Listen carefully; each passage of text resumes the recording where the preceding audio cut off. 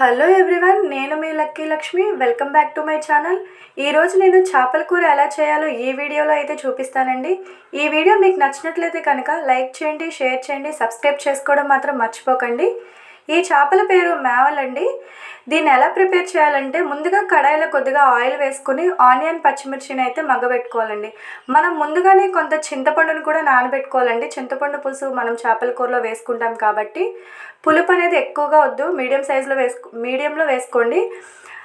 Onion అనేది మనకి మగ్గపోయిన తర్వాత అల్లం పేస్ట్ అనేది యాడ్ చేసుకోవాలండి. అల్లం పేస్ట్ కొంచెం ఎక్కువగానే యాడ్ చేసుకోవాలండి. అల్లం పేస్ట్ వేసిన తర్వాత మనం ముందుగా శుభ్రం చేసి పెట్టుకున్న చేప ముక్కలను అయితే దీనిలో యాడ్ చేసుకుందాం. చేప ముక్కల్ని యాడ్ చేసిన తర్వాత ఉప్పు కారం కూడా వేసేసుకోవాలండి ఒకేసారి.